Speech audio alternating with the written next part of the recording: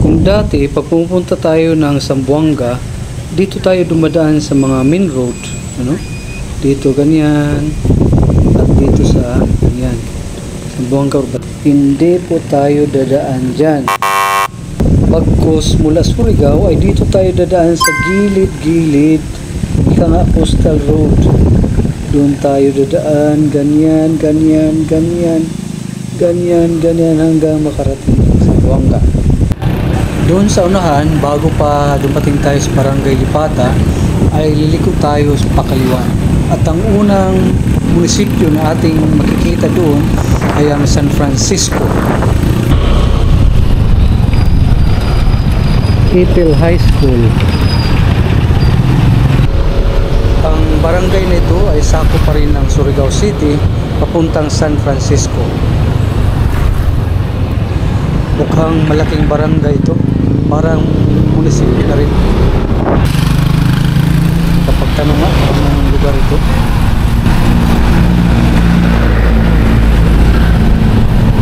Good morning, ma'am. Malayo pang San Francisco? Oh sir, diretso lang ka. Diretso lang. Pagkuhan mo anang tulay. Kay kuan lungsod na diha amo na na. Ito lungsod ba ito? Barangay lang. Ito. Kini? Oh. Ipil. Barangay? Lungsod. Barangay Ipil. Barangay. Sakop ng? Kuan Tanay City. Sige. Sige, salamat ma'am.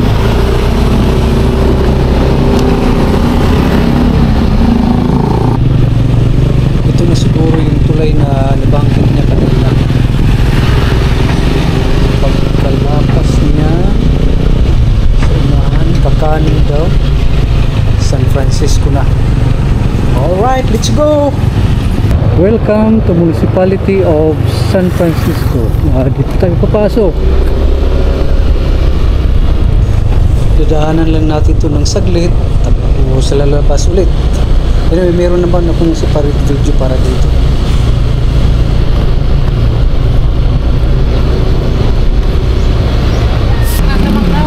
Palabas na po ito ng munisipyo ng San Francisco of Surigao del Norte. Tuloy-tuloy na po tayo. Daanan natin lahat ng munisipyo meron dito.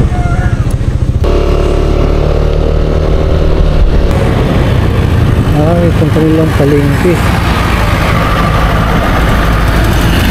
Hiyap naman ng kanilang palengke, oh.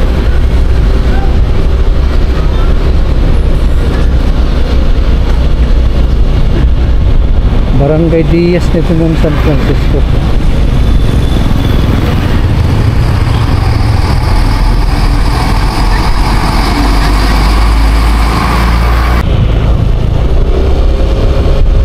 Baling papunta natin doon ngayon sa Claveria ay dito tayo dadaan mula sa Lipata ay dito tayo sa north side ng karagatan dadaan San Francisco at saka Malimuno, parang ganun, eh. Ito yung project ngayon nila, oh. Panay naman ang trabaho. Gandang lugar nito, malapit sa dagat.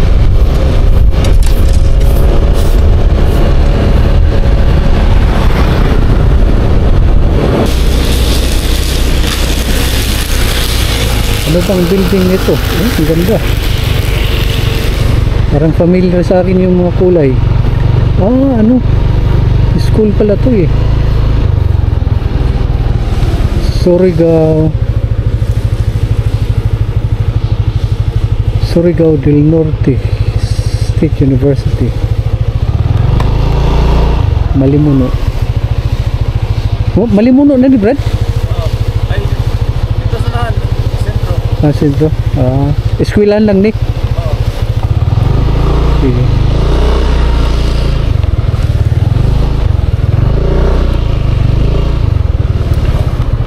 Yan, no. State University. Malaki siya. Malapit na daw dito ang Malimuno.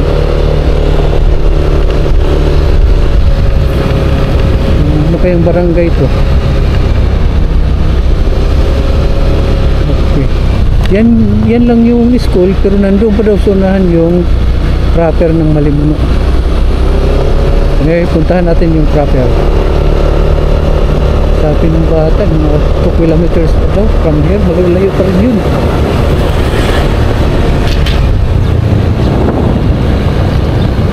Lawak ng campus ha. Pansin ko lang mula pa kanina. Oops, muntik na yun ah. Oh, kita nyo naman. Hindi kasi sanay sila sa mga sasakyan dito. Kanina pa ko, ayun, kumutikan tayo doon ah. Kanina pa ko ikot na ikot dito. Bihira lang ako makakita ng malalaking sasakyan. Lawak yung campus. So sa unahan pupunta natin yung proper ng munisipyo. Nakapasok ako dito kasi may nakasulat ko no Malimono District Hospital. Pupunta daw dito. Tingnan natin kung yung itsura ng hospital nila. Malimono na ba ito? Brad, kuko na ni? Malimono na ni? Pinukaran, sunod na ni Malimono, lungsod. Diretso na. Asa man si barangay, municipal hall dire? Municipal hall ka dito. Ato pa dito? Oo, lungsod. Kini hospital. Sige.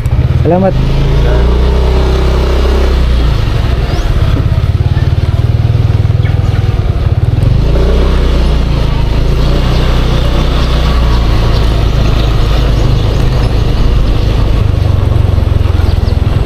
Ito ang hospital na Malimono.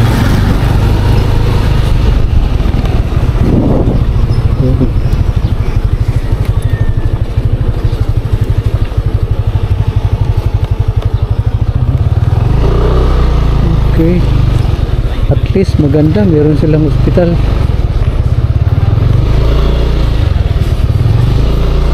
Sige. Iwan ko kung anong barangay ito. Pero nandito na rin lang ako, di isuyurin ko na ito. Nandito na rin lang eh. Di isuyurin ha. So, dito tayo lalito.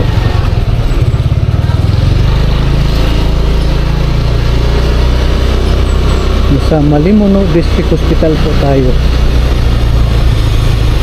Tingnan ko kung hanggang saan itong highway. Kung daan, meron bang palabas? Meron bang palabas? Meron dito.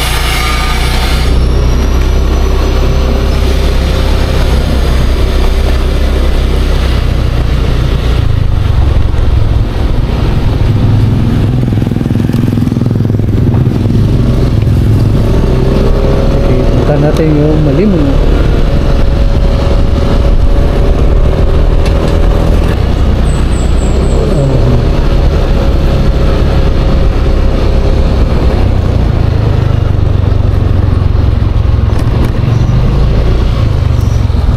Ito yung simbahan. Hindi ko alam kung anong reliyon, pero simbahan yan. Dito naman ang munisipyo. Kita ko agad yung munisipyo.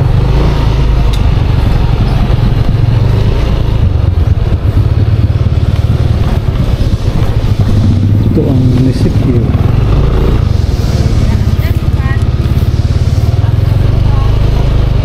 Surigao del Norte.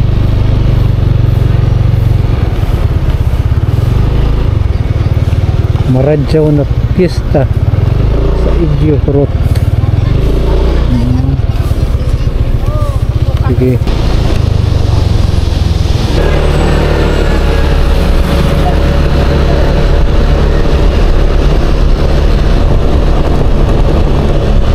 Ano ito?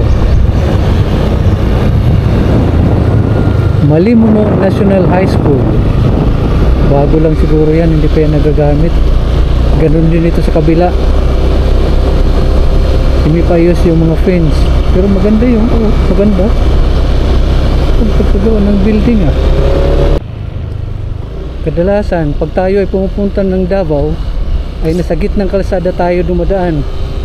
Pero sa ngayon ang ginawa ko ay dito tayo sa northern side or part ng Surigao del Norte. Ang ganda ng mga tanawin dito. Sa gilid dito ng dagat.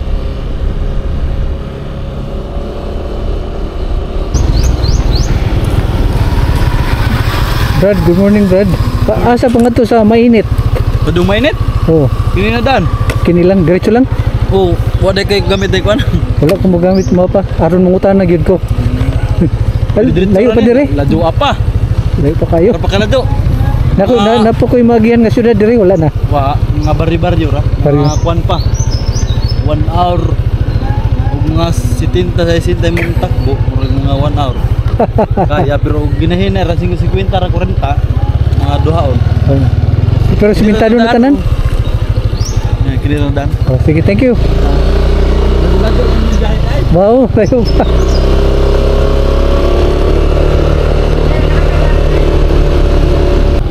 So ito, kanina dagat yung nakikita natin. Ngayon naman nakikita natin ito napakalawak ay ito ay lawa. Yan ang tinatawag lang mainit lake. Gutom. Daon pa. Napay Skyflex? Aw.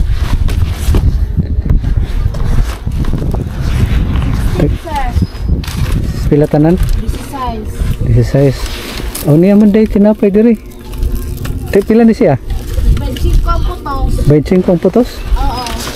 Dili pwedeng palit o salang kabuok? Ha? Sige, Skyflex na lang. Unsa ni lugar diri? Tabuyawan, sir. Tagbuyawan? Oo. At niya miso.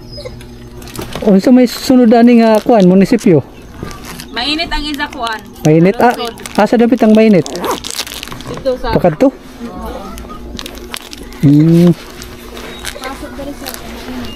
Mainit to. Ano may gitawag ng mainit? Mainit ko siya. Layo ang ari oy.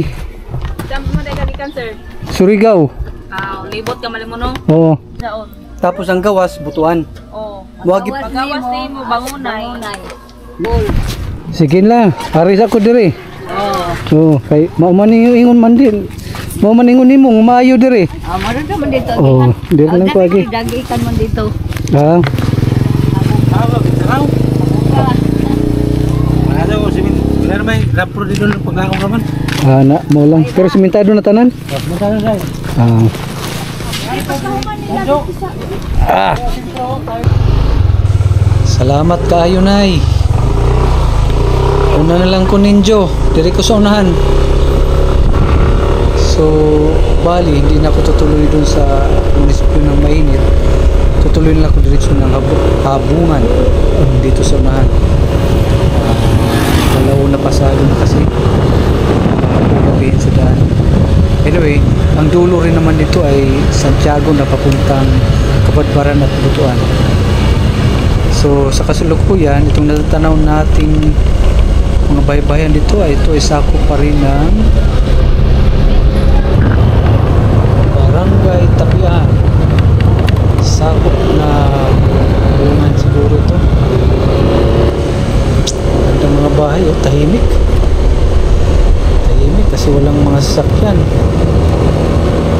Ika nga, ito yung ultimate adventure natin, the roadless travel. Mainit Lake.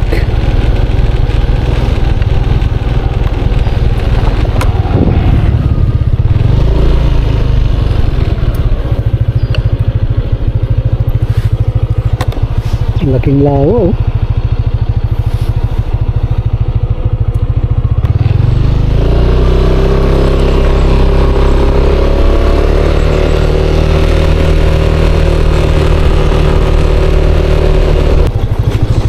Rough road siya pero kita naman dito sa unahan na okay, sementado siya. Kering-keri.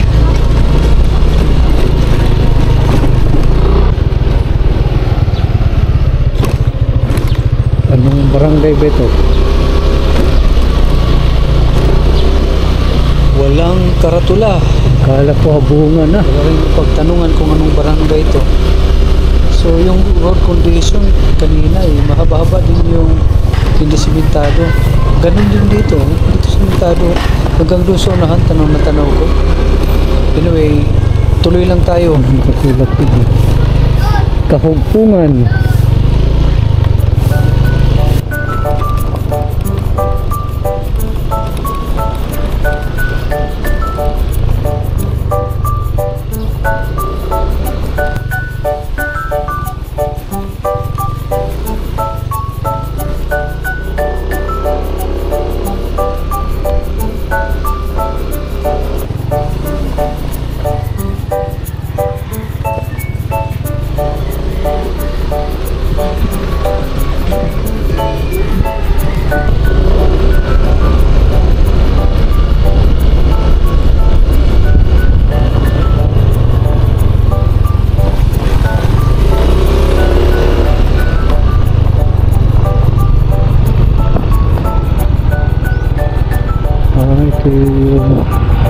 Hydro.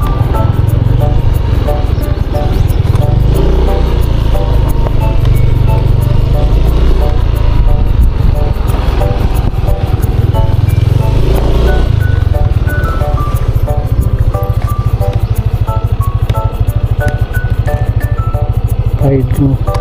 Dito po sila kumukuha ng kuryente.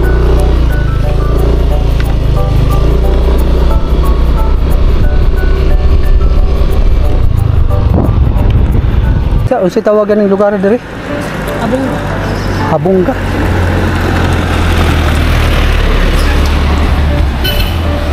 So andito ko ngayon sa Habungga. Kasama ko si, ano pangalan mo? Yuyin. Yuyin. Apelido Yuyin. Puyo. Anong grade ka na? Grade 9. Grade 9. Masa may signal diri? Blue or smart? Para sila. Parehas. Pero kusog diri koan. Inti. Ah, Tinti. TNT. Smart. Smart. Mo din yung mga smart mo. Nag-video ka kan? Oh, nag-video ko. Karon. Vlogger ka kon. Document lang ko sa akong lagaw. Ako na sige document para pag tigulang na ako ipakita sa akong mga apo. Asa man kapadulong ko ta karon? Mga sa kuan. Uyawon. Layo na dire? Naano dira? Kada lang. Unsa man diha paglugsaron? Dira. Oh. Lugsong, tama na. Fishport mana? Fishport. Dagan isda diha? Aw, wala na kay ta magbutangan naman ng mga hotel sauna. Fishport na diha. Pero fishport. Dapat daw tao. Babayin. Bye-bye.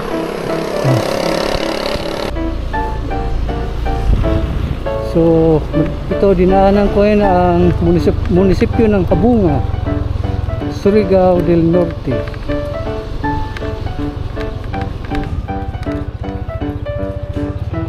Palengke ng kumbinto.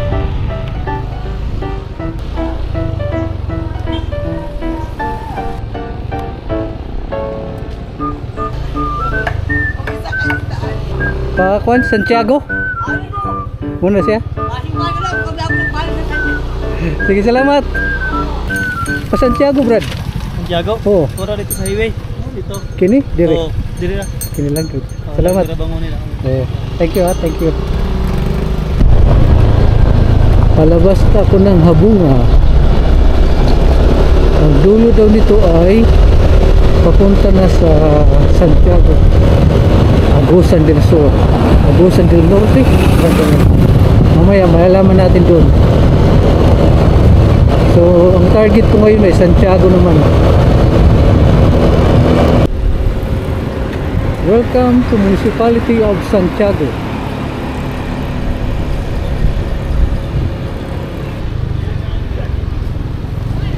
Maraming tindahan. Nasa kabila pala yung karinderya. Okay, gutom na.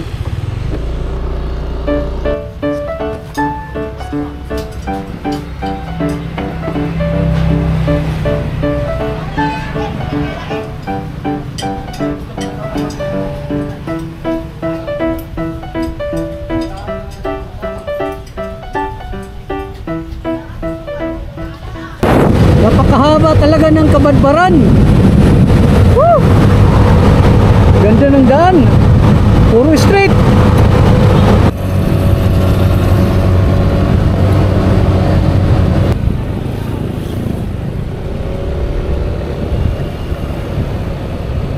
Kabadbaran City.